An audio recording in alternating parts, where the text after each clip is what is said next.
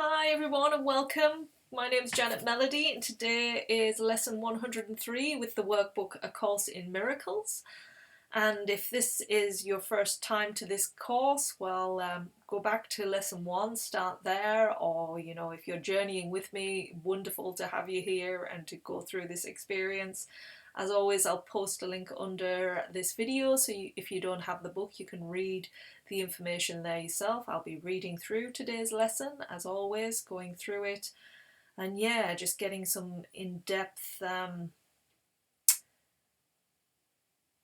wisdom, I guess, in-depth wisdom from this wonderful book, because it does just hold so much, and each lesson is just another deep dive into our soul, into who we really are. That's what each lesson is aiming to get us to do, to get to that place. And sometimes it says some of us might be able to get it in one lesson, others it might take the whole book a few times, or whatever it is. We all learn in different ways, so just work with where you are. There's no right or wrong way to do this. Go with what feels right for you. Just be that, follow your intuition, I guess that's what I'm saying. Follow your intuition. So today's lesson is 103, and it's God being love is also happiness. God being love is also happiness.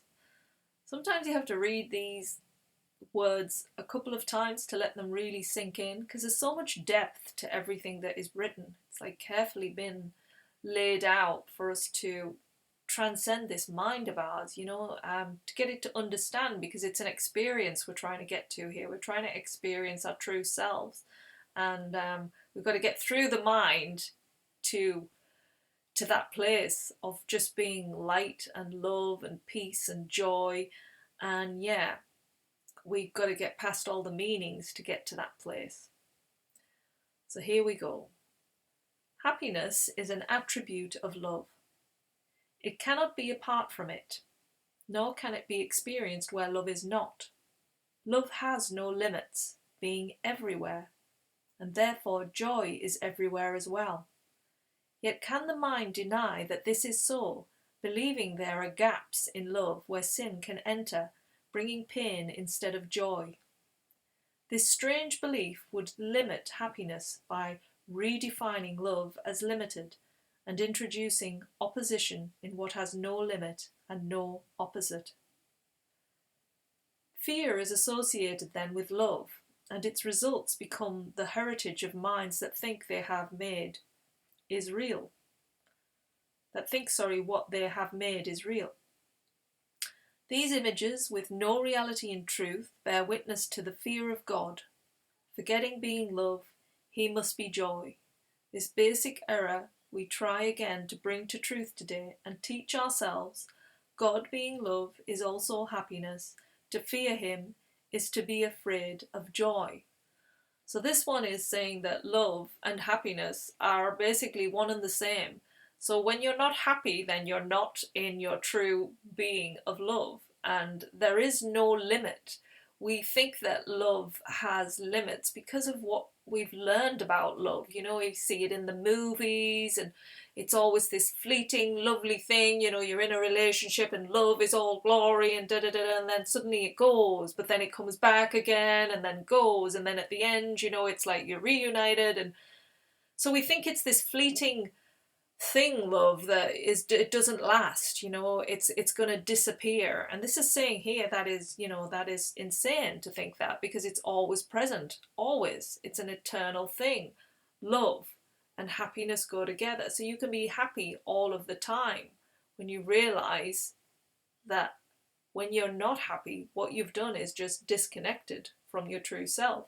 So when you reconnect, the joy will be there. God wants you to feel joy all of the time. He doesn't want to condemn you and all of this sin and everything else that we have put onto God, like, oh, I must live a certain way to be given joy and happiness. It's like it doesn't understand all of the things that we beat ourselves up about. It's not aware of them, because it's completely love the whole time. So when we start going, oh, I need to do this because God won't love me, God doesn't see all of that. It's like blinded to it. Like, we are blinded from it right now, from the love, you know? It's blinded from us when we go into those negative states.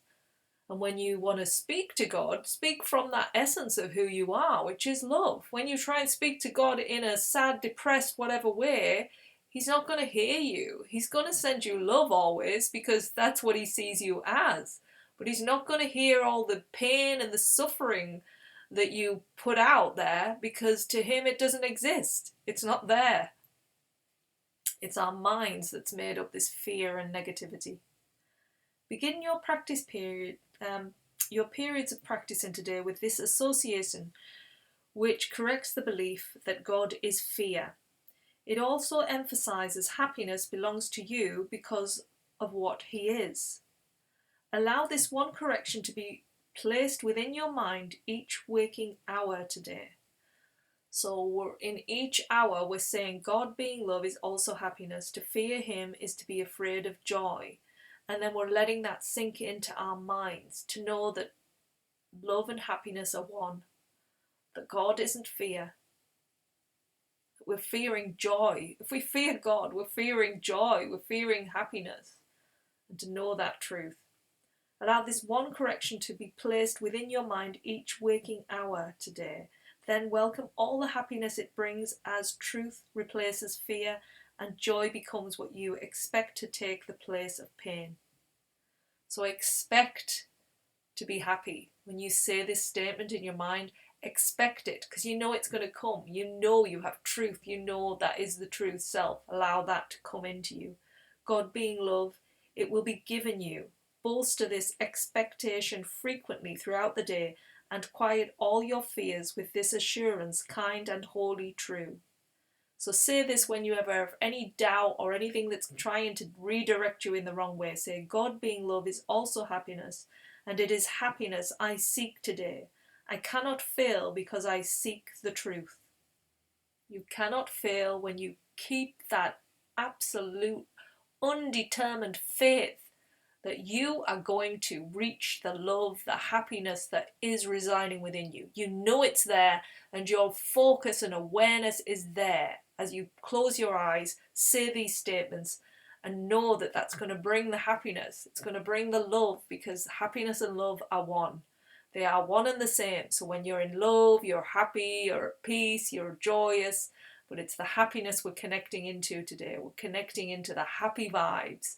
Allow them to come. And that is a process. It's a process in, as I said at the start, in a different way for each of us. However that's going to come, you know, whatever works for you.